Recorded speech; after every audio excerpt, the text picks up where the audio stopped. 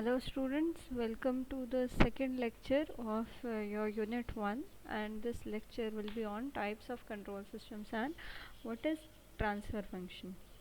Okay.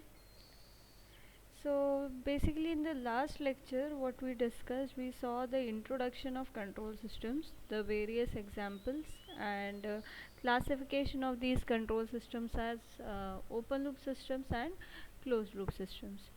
Open loop systems are pretty simple and cheap, but their inability to compensate for the disturbances in the system, and hence the less accurate output, is the major disadvantage of these systems.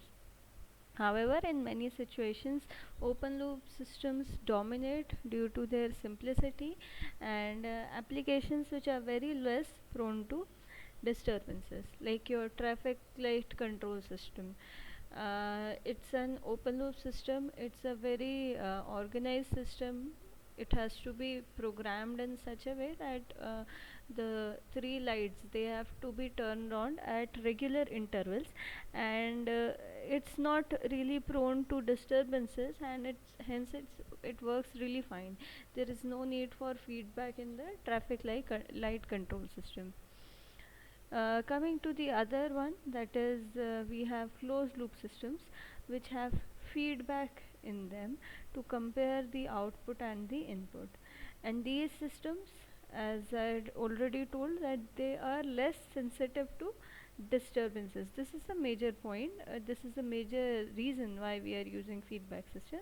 They are less sensitive to disturbances, and hence they are more accurate systems. But the addition of this feedback, this actually adds more components in the system, making it more complex, because when you are adding this feedback system, there has to be some sensors and actuators. These systems, these components have to be incorporated in the system. So basically, depending on the application, control engineers, they decide which of the system, whether the open loop system or the closed loop system, should be used given the various constraints. Okay. Moving on, as a control engineer, if you are given a task that you have to develop a control system, I had already told you that control system is a multidisciplinary subject, and the applications can vary. They can vary from different domains. Okay, they can be from different domains. So we have to talk in very general perspective, like if you have to design any system, then how will you move about it, and what is going to be your path to make a system, to make a control system. And basically this path or the steps that will be followed will also tell us about this course. Step by step we are going to learn the story of control systems, and hopefully at the end of it you will be able to design a control system. Aim of that is the aim of studying this subject. So what, first of all, what should a good control system, or how should a good control system behave like? What are the uh, what should be the features of a good control system? Okay, so first point I've written, that a control system should work as per expected results. What does this mean? So you have already seen various examples. Now, like we took the example of air conditioner in the last lecture, and what is expected result of an air conditioner? In air conditioner, what we want, that the control of temperature should be there, and the variation should also be maintained.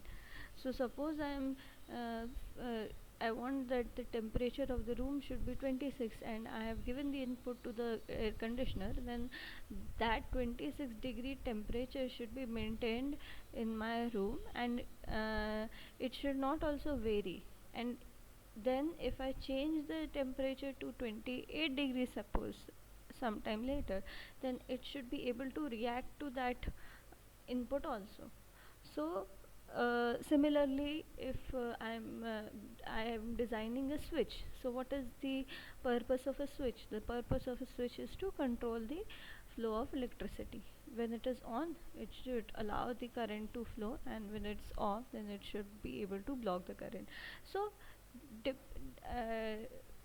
similarly, for every control system there are some objectives, and the control system should work as per the expected output. Whatever is the expected output, it should work. That is the first, foremost, and most important point. Okay. If my control system, apart from this, if I'm having a control system, then there are various other points also. Second point is that control system should have desired transient response. Okay. For example, uh, you all must have seen ammeter or voltmeter in the machines or your basic electrical lab. Okay, you have seen it, and you must have seen that it can be of analog type, or it can be digital type. Okay, so for an ammeter, first of all, what is the expected result, or how should my ammeter behave?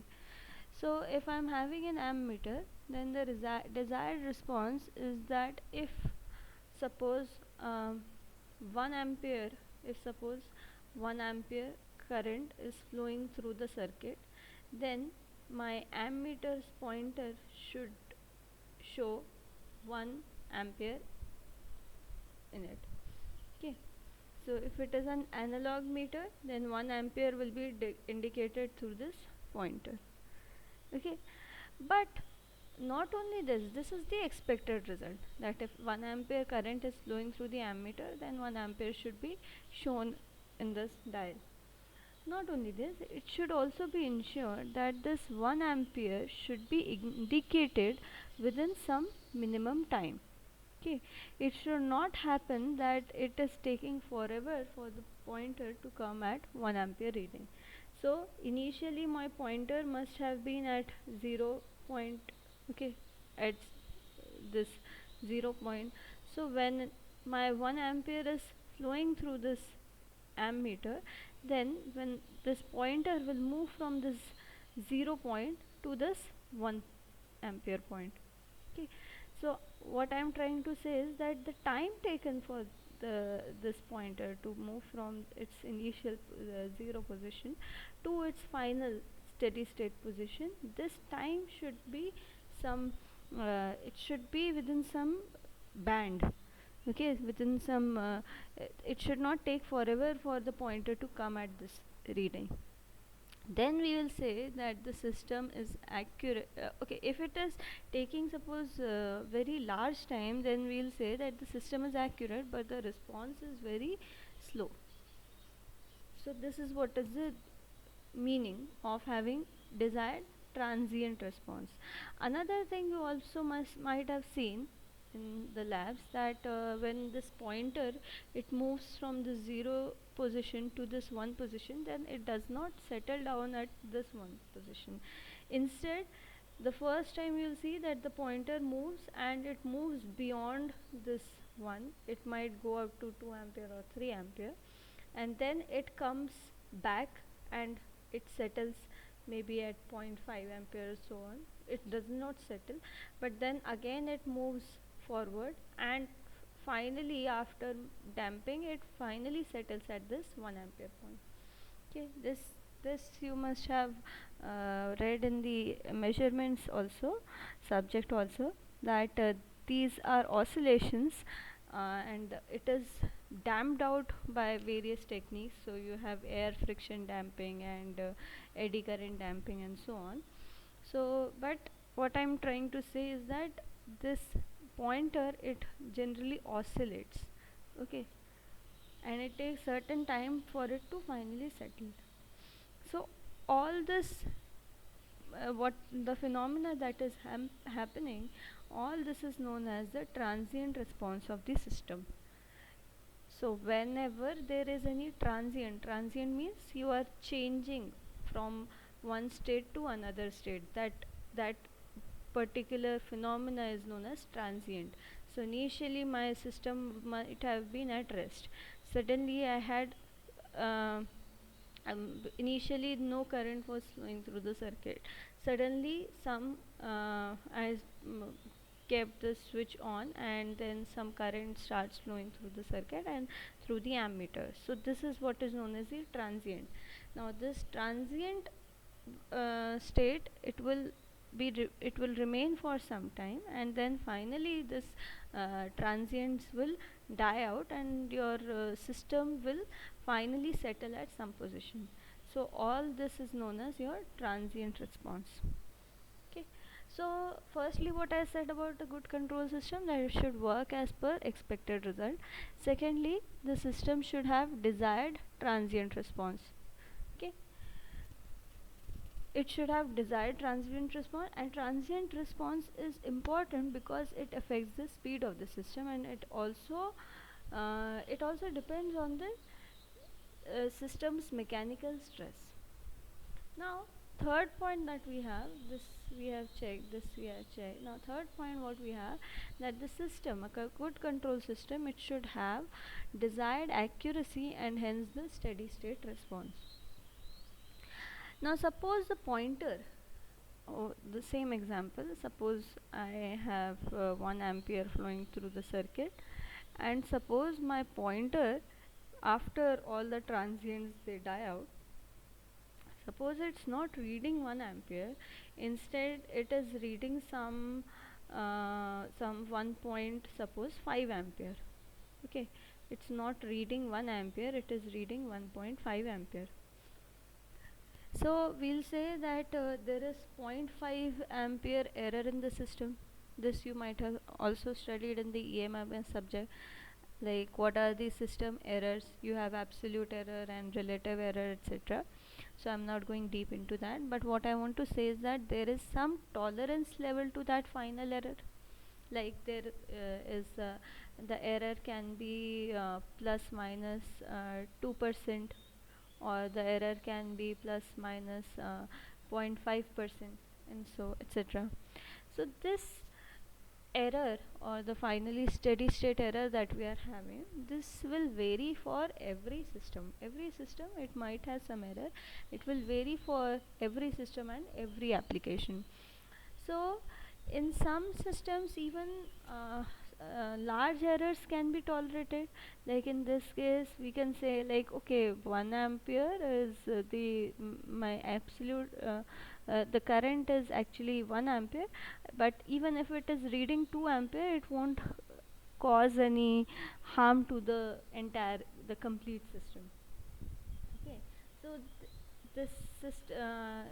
must be some error band which is allowable, which is in the allowable range. But there can be some situations, there might be systems which require maximum accuracy, like in case of your defense missiles.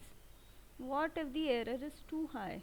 If you wanted to target, suppose, a missile at some point X, okay, your missile should target some point X, and hits another point altogether, okay, some another point Y, and what a blunder this is. This is not at all tolerable. So what should be the accuracy of the system, and how to make that system accurate, it all depends on the gravity of the system, and the controls system engineer, they should be able to design in accordance with the final steady state error. Okay, so this becomes my third point. So first was, it should work as per expected result, like ammeter should be able to read the ampere rating. Second, it should have desired transient response, कितने time पे उसको finally steady state reach कर देना है, that is the desired transient response, कितना oscillations allowed है, okay, and so on. And thirdly, it should have desired accuracy, hence the steady state stability response, कि कितना error final steady state में allowed है. Finally, the system should be stable. System should be a stable one, we'll talk about stability in great detail later, so I'm not discussing it here, but you all might have understood or must be knowing what stability means. Okay, so that thought that you have in your mind is exactly what we refer in control system stability. All this has to be done by control systems engineer. All this is the task of your control systems engineer. So moving on, we'll briefly discuss some types of control systems. So control systems, these are basically classified according to various properties. They can be classified, and control systems can be linear systems or they can be non-linear control systems. So as you can read here, practically all systems are non-linear in some way or the other. Okay, we have almost all systems as non-linear systems. But what is linearity? What does it mean? Linear systems, it's simple. You have read superposition theorem in your networks and basic electrical. So there you must have read that superposition, for superposition theorem to be followed, the system should be a linear system. So what exactly is a linear system? It should follow the principle of superposition, and superposition is based on two laws, and both these laws should be followed by a system for it to be called as linear system. First law is additivity. Additivity means, like, if you have a system and you are giving some input to it. Okay, so if you have a system and you are giving, suppose, input as 1 and the system output is coming as 2.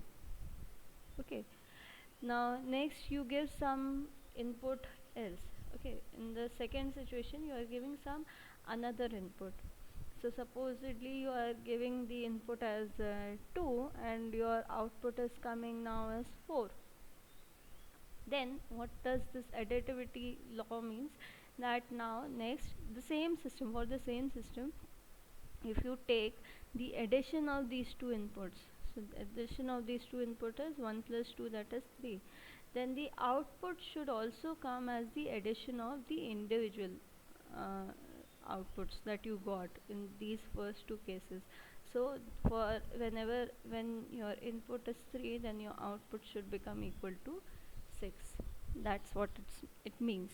If your output is coming not 6 but something else, some any other thing other than the addition of these two, then you will say that this law has not been followed by the system and your system is a non-linear system. Clear? Second law states that second law is the law of homogeneity. In this, again, very simple, that if you are giving input as x1 and your output is y1, then if you multiply this x1 with some quantity, then your output will also be multiplied by the same quantity. So if you are having, suppose, input over here as 1 and you got output as 2, so if I'm multiplying 2 with this, so 2 into 1 will be 1, then output should also become 2 into 2, that is equal to 4. This is your law of homogeneity. If the output is coming any other value other than this 4, then your law of homogeneity will fail and you'll say that the system is a non-linear one. So depending, if both these laws are followed, then we say that the system is a linear system, and apart from this, all systems will be non-linear systems. Systems which do not follow these rules are known as non-linear systems. So practically I have already said all systems are non-linear systems, but when we will be studying control systems, you will see that we always talk about linear time invariant control systems. Okay, what is the reason for a system to be called as a linear system when we already know that almost all systems are non-linear in nature? The very reason for calling every system as linear is because we know that we can solve linear systems very easily. Okay, when we have equations and we have linear equations, okay, so linear systems can be solved very easily. We can have various control systems and it can be very complex in nature. So what we do that we, although they might be non-linear, but we approximate them to become linear systems. By doing some variations we approximate that the system has become linear, and then solving and analyzing a linear system is very easy. Solving a non-linear system is very tough. Okay, so as it is very tough, then we don't want to go in that direction. That is the reason most of the time we uh, an example of linear system is like a purely resistive system. And yeah, it's easy to solve linear systems, hence we approximate all systems to be linear systems. Next category is systems can be categorized as time varying or time invariant systems. Again, as I said, we call any system, we will be using the term linear time invariant systems. So we say that the system should be time invariant in nature for us to solve in a particular way. What do we mean by time varying system? Time varying system, as the name itself suggests, that a system whose parameters vary with respect to time are known as time varying system. Example, variation in the value of resistance over a period of time. You might have seen resistances, okay, and resistance, if you are purchasing some resistor uh, today, and if it is reading 1 kilo ohm, then maybe after 1 or 2 years, if you want to read again the what is the resistance of that resistor, then it won't be 1 kilo ohm, it might vary depending on the quality of the resistor. Okay, so it is due to temperature variation and many other factors affect the system. So with time the parameters of any system can vary. Those systems are known as time varying systems, and those systems whose parameters are static with respect to variation in times are known as time invariant system. And most of the physical system have certain variations with time, but then again, we if we consider a system to be time varying, it will be very difficult for us to analyze that system. That analysis part will become very difficult. So again we approximate systems to be time invariant in nature, and then we try to analyze it, because that will make our calculations much easier. Although we have techniques that we can solve non-linear systems and we can solve time varying systems also, but it becomes very tedious for us. So in this course what we will be learning, we will be learning about only those systems which are linear in nature and which are time invariant in nature. And then we have continuous systems versus your discrete systems.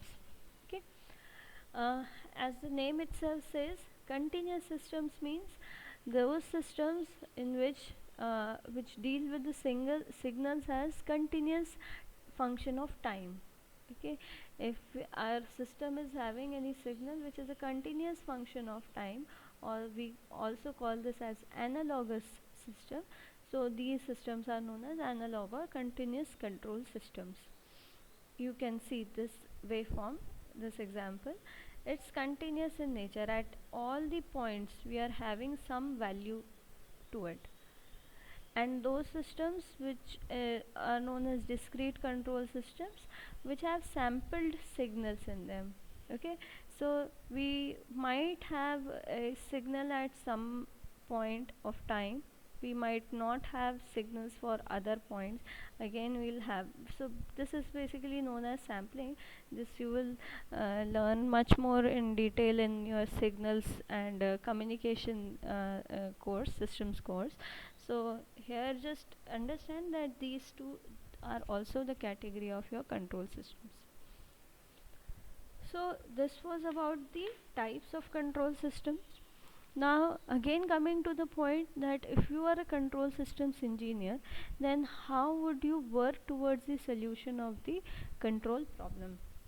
So if you are given a task that you have to design so and so control systems, so how will you move about it? You already know what are control systems, and the categorization as open loop and closed loop control system. Okay, and what should a typical control system, it should behave like? It should give a desired response, it should have particular transient response, particular steady state response, and it should be stable. Okay, these are the factors that you have to understand. So what will be the steps that you will be taking? So first is physical system determination. Determine the physical system and specifications from the requirements, and you have to draw the block diagram. uh, that will be the second one. So first is to determine the physical system specifications and make the functional model, and then represent it using mathematical equations. So what you do, you have some question, means you are given some question, and or you are given some specifications for a system. Okay, you are given some constraints for the system. So you first of all make the functional model of the system and represents that system mathematically. Using mathematical equations you can represent it.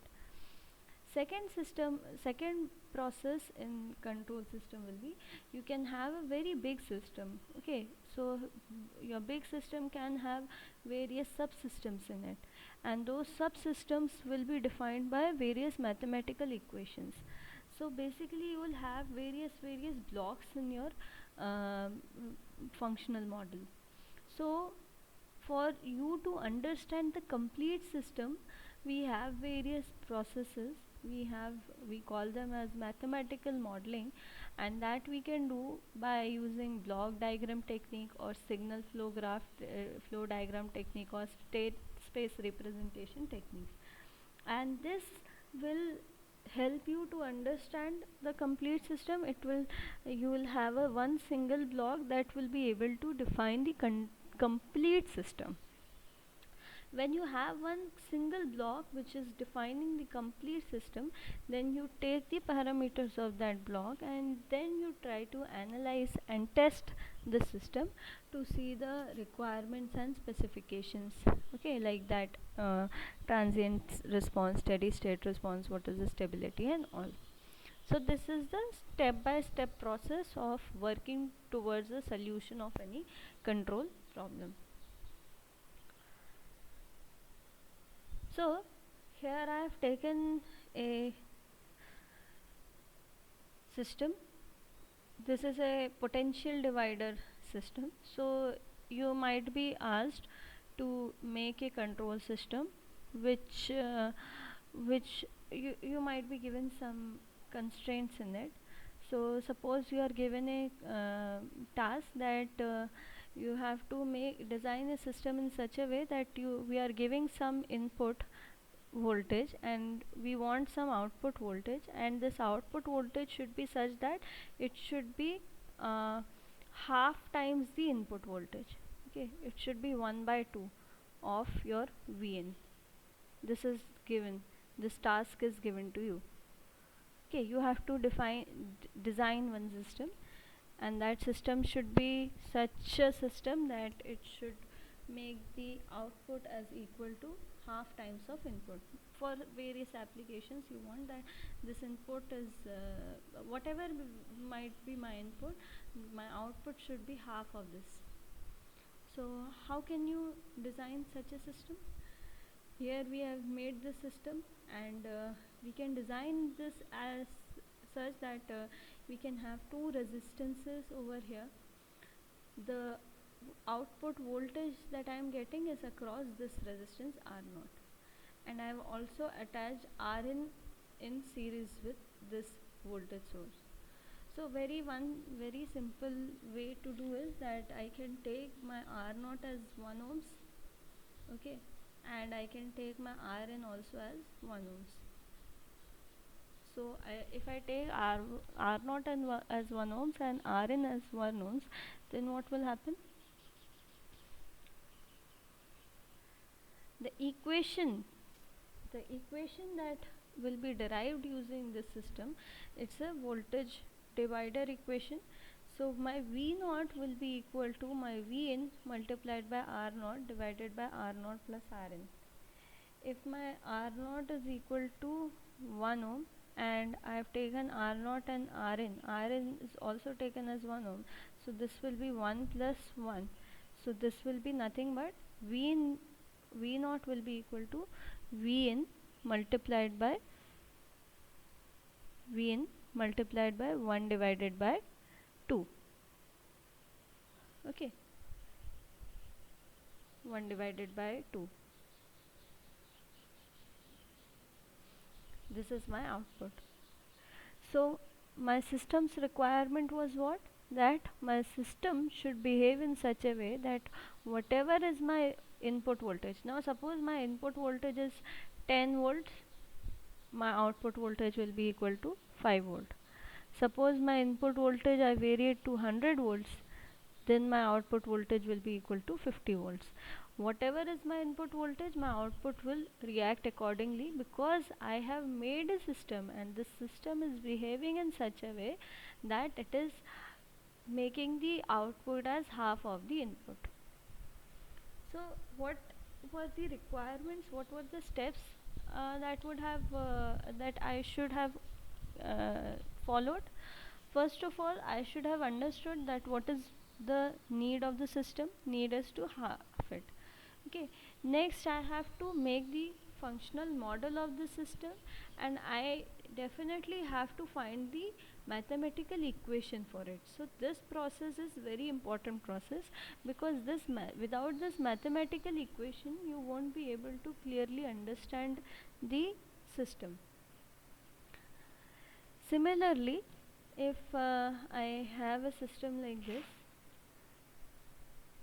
here I have taken a more complex system. We have added uh, this inductance and capacitance in the circuit.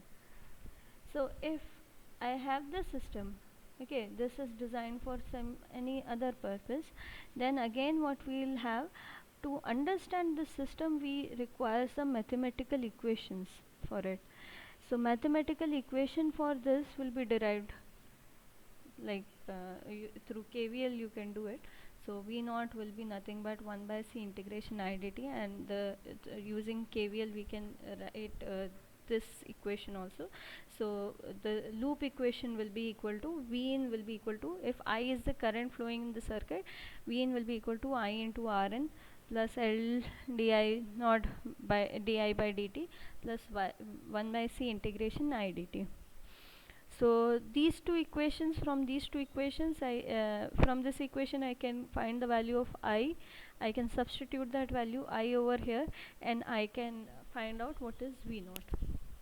And similar to this one, this circuit is also solving some purpose. But understand one thing, that here what we got, we had these elements, inductor, capacitance in it. So the equation that we are getting are linear, your differential equations. This is a linear system, no doubt, but the equations that you are getting are differential equations. So till now it is okay that you had a simpler circuit, and the equation that you got was, you can solve this also. But what if my circuit looks like this? What if I have a circuit which is more complex than the previous one? We have various elements connected in series parallel combination. So what if my circuit looks like this? Then how will you find the equations for this circuit? You have to, you need to find out, because the most important thing is that for to understand a system, here the system was my this, like I can say that this is my system, okay, this is my input, this V in, this was my input, okay, in the control systems block diagram, what we studied, that we have some input, we have some output, and then we have a system. Okay, so here Vn was my input, I was giving this as input, V0 was my output, and then I had a particular system over here. So I can define any system in terms of output and input. These two should be relatable. Only then I can define my system. Similarly over here, this particular thing, this one, this is my system. R, L, C, this is my system. Again, this V in is my input and this V0 is my output. So if I have to understand this system, I should be able to relate my output and input.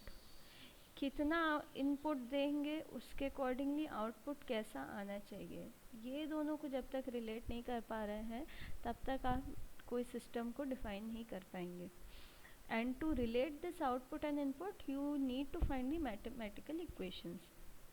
And when you are moving forward for the mathematical equations, then what we are seeing, that if your system gets complex and the system will be having many differential equations.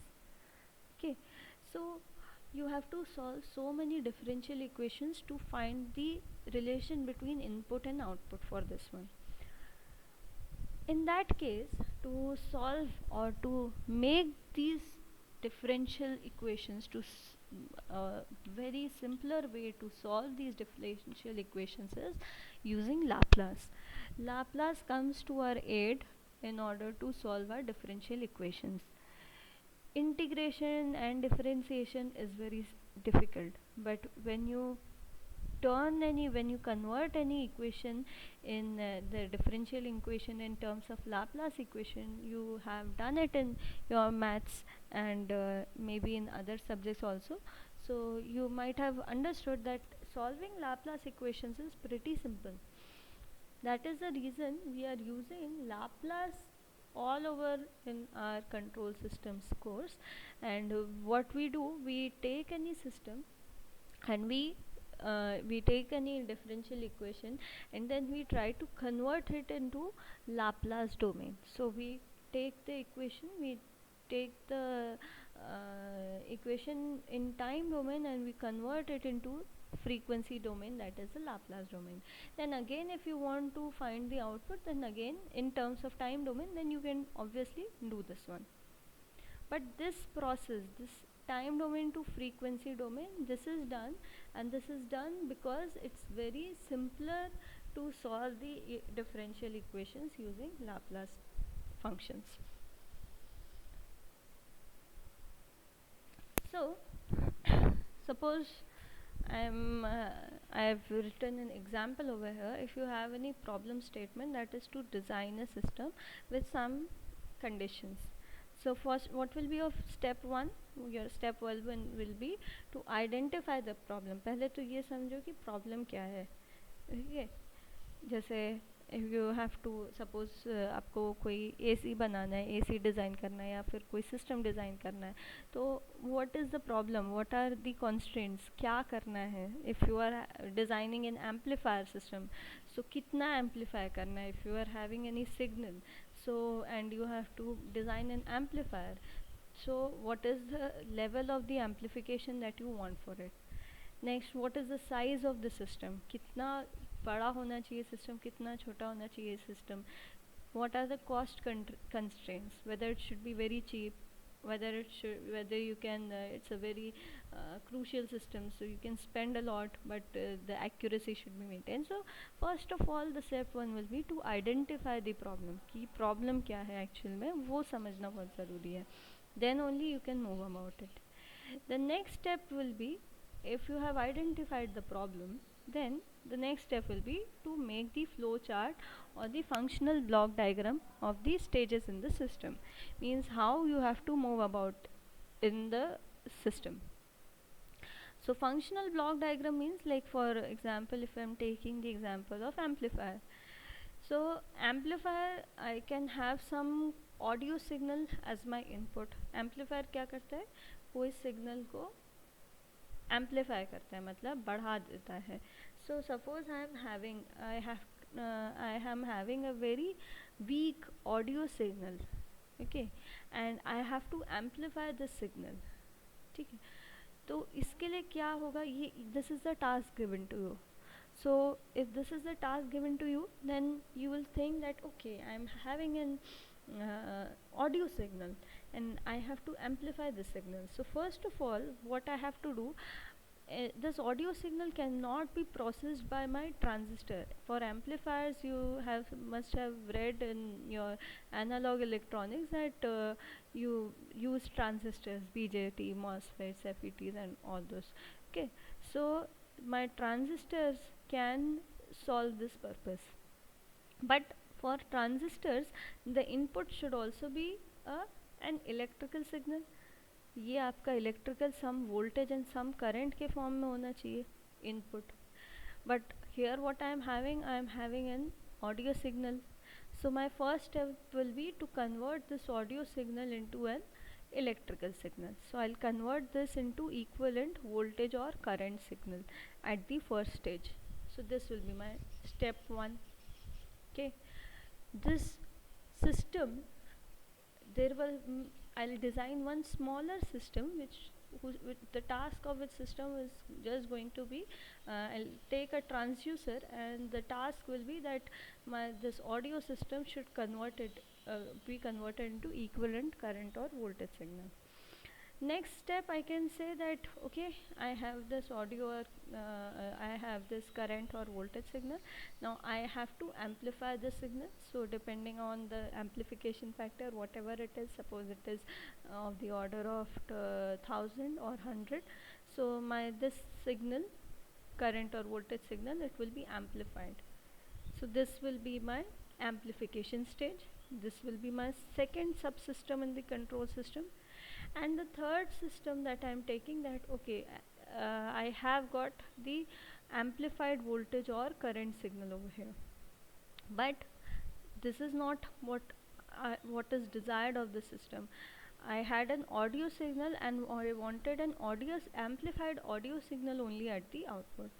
So I'll again have to convert this voltage or current signal into an audio signal. So this can be my third stage. So these are my various smaller control systems. These are my subsystems, and these subsystems, when we combine this complete system, we call it as a complete control system, which is doing the task of converting an audio signal into an amplified signal. Fine. I think you might have got an idea of it. So what we did for this system, to understand this system, what is one of the basic most important thing is, जैसा कि मैंने previous slide में बताया था कि if you are having any system and if you have to understand how it is functioning, then basically you need to find out the relation between output and the input. ये पता होना बहुत ज़रूरी है. Only then you can define the system. कितना input दे रहे हैं उसके अकॉर्डिंगली कितना आउटपुट आ रहा है, वो डिफाइन करता है कि हाँ सिस्टम कैसा है. अगर यहाँ पे if like I told you that my output should be half times of input, but I am not getting half of it, instead I am getting 1/3 of it, then 1/3 कहाँ से आएगा. Suppose this R0 is 1 only, but my Rn is equal to 2 ohms. Okay, then I can say that my R0 is 1, but this, due to this Rn, it is not 1 plus 1, but instead it is 1 plus 2, that is 3. Then I can say that my system is having an attenuation factor. इसको बोल सकते हैं attenuation factor, क्योंकि output जो है वो input से कम है, तो it has an attenuation factor of 1/3. But ये attenuation factor भी आप कब पता कर सकते हो, इसको alternatively I can say that it is nothing but my system is defined as V0 divided by Vin, and that is equal to and that is equal to this value 1 by 3. So ultimately you have to find the relation between output and input. So coming to this function, after functional block diagram, what are the steps? We basically take the mathematical equation. हमने पहले तो एक functional block diagram बना लिया. Okay? हमको एक task दिया गया था कि आपको प्रॉब्लम दिया गया है एम्पलीफाई करने का. Then you make the functional block diagram. Then after making the functional block diagram, only you are defining that this is going to do this, this is going to do this, this is going to do this. Next step will be to convert the individual blocks and represent them using your mathematical equations. जैसे यहाँ पे आपका amplifier है, you already know that you have learnt amplifiers.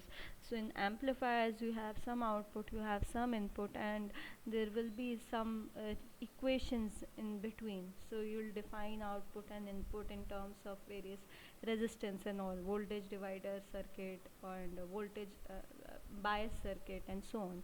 So you can easily define these systems. ये तो हमने in general बताया. इनको define करने के लिए there will be some mathematical equations. Okay, so input इसका first I am having some audio signal. इसका भी आप equations निकाल सकते हो. इस block diagram का भी you can find the equations. इस block diagram का भी you can find the equations. So you find the mathematical equations for each block, and then what you do, as you know that solving differential equations, it is tough. Then what you can do, you can convert those equations in Laplace domain. Okay, उसमें आप Laplace domain में निकाल सकते हैं. When you convert them into Laplace domain, then you will have some input and you will have some output for each of these systems. And then if you want to find the relation between input and output, then that relation between input and output, or that ratio of Laplace transform of the output and the ratio of Laplace transform of the input, will be taken, and that will define your input output relation, and that is what is known as a transfer function. So this is the very very very important point. What is a transfer function? Transfer function क्या होता है और हम उसको Laplace में क्यों ले रहे हैं, वो यही है. Transfer function basically defines your system. Transfer function will give you the relation between input and output, and that is required to understand any system. So when you take the ratio of Laplace transform of output, okay, जैसे इस case में था, in the previous example you had here, like in this case, when you solve these two equations in terms of Laplace, then your Laplace transform of the output V naught S, okay, you convert this equation in terms of Laplace. So the ratio of V naught S divided by the ratio by V in S, that is the input V in. Okay, this ratio is what is known as your transfer function, and this is the very important point. This is the this transfer function method. It will be used throughout this course. So again, what is a transfer function? If you are having any generic system GS, having some value GS, and you are having some output as CS and input as RS, then we can define transfer function of the system as Laplace of the output by Laplace of the input. CS by RS will be equal to nothing but my GS. And remember, this transfer function GS, or this GS will be known as my transfer function, and it is defined only for LTI systems, that is linear time invariant systems. For example, if I am having a system like this where we have V in input and V naught is across this capacitor, I have one capacitor over here.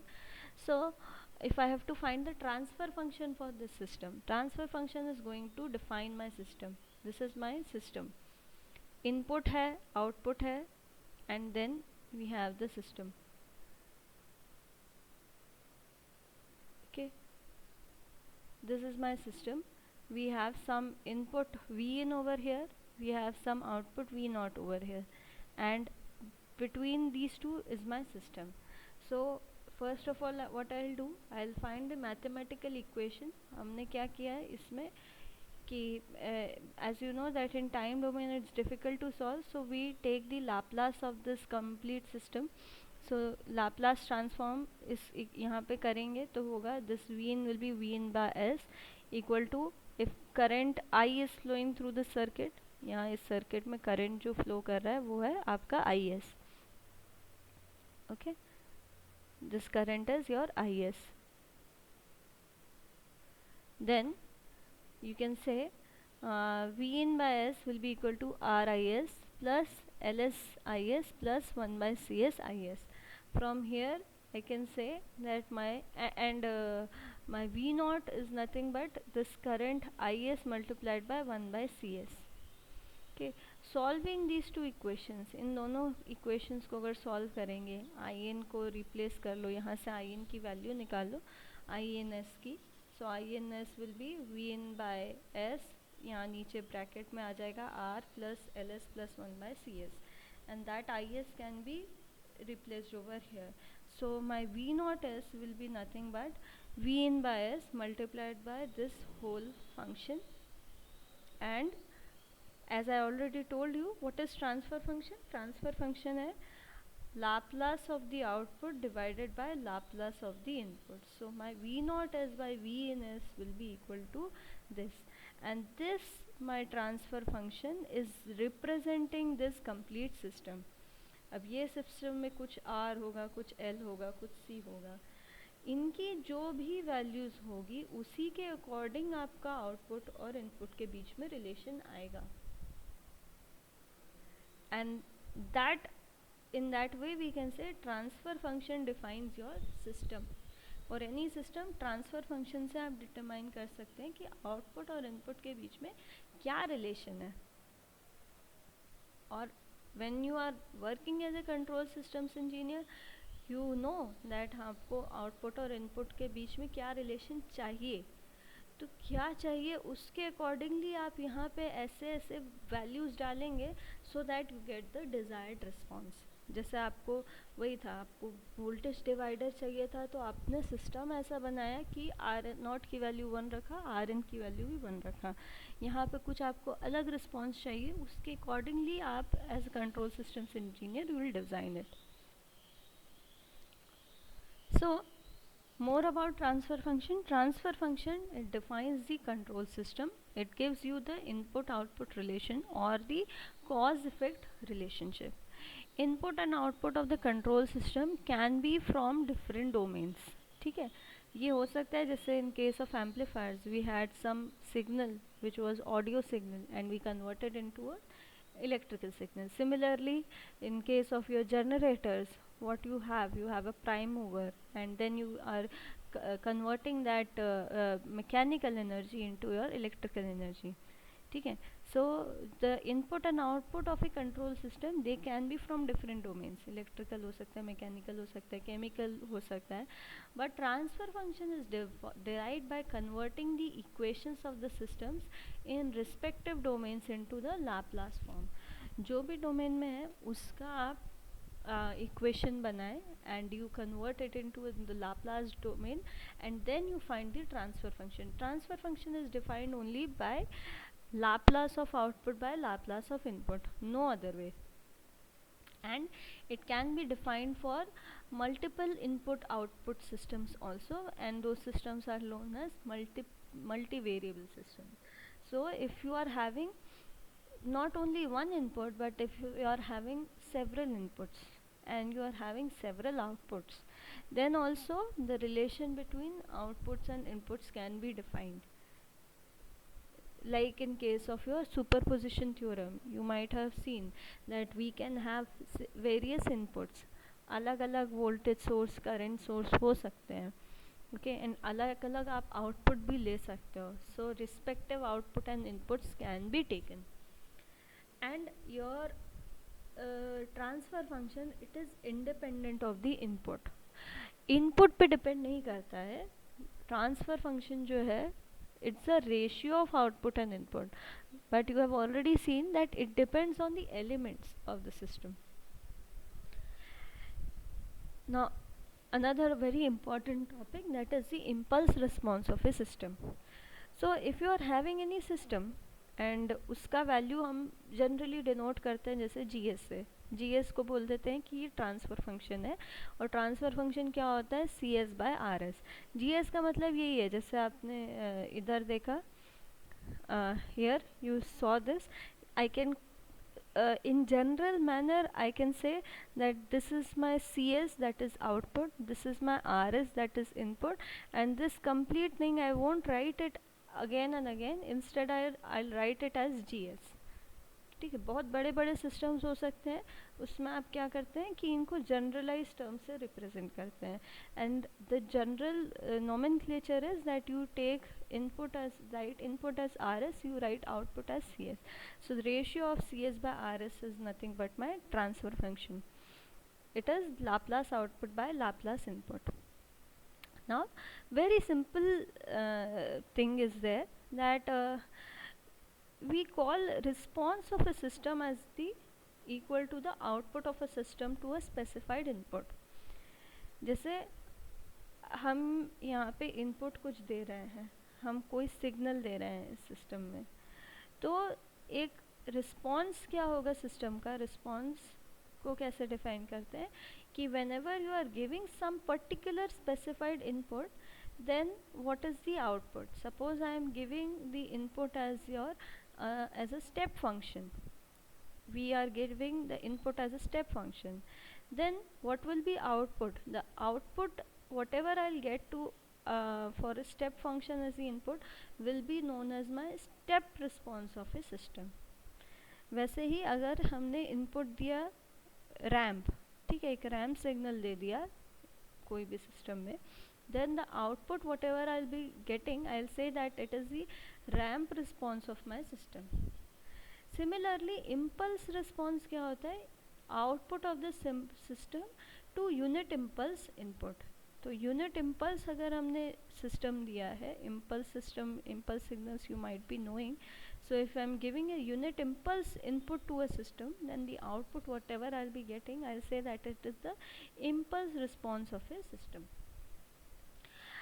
Now if I say that input is equal to unit impulse, तो unit impulse का Laplace क्या होता है, you know very well, or if you don't know then just go through your books, कि input impulse response, unit input impulse response का Laplace क्या होता है, it is unity or 1. Okay, so if whenever I give impulse response या unit impulse impulse as the input to the system, then my RS will be equal to 1. ठीक है, GS is nothing but CS by RS. So if my RS is equal to 1, ये अगर मेरा 1 हो गया, then what will I say, that my CS is equal to GS. और इसका अगर आप टाइम डोमेन में वापस से इसको रेफ़र करेंगे, then it will be CT will be equal to GT.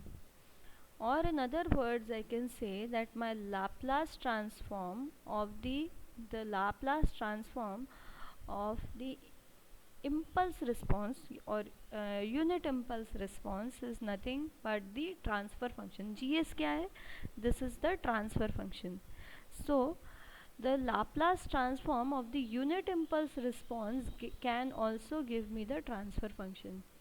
In many questions you will see they won't tell you what is the transfer function, but they will tell you that the system has got certain output for unit impulse response.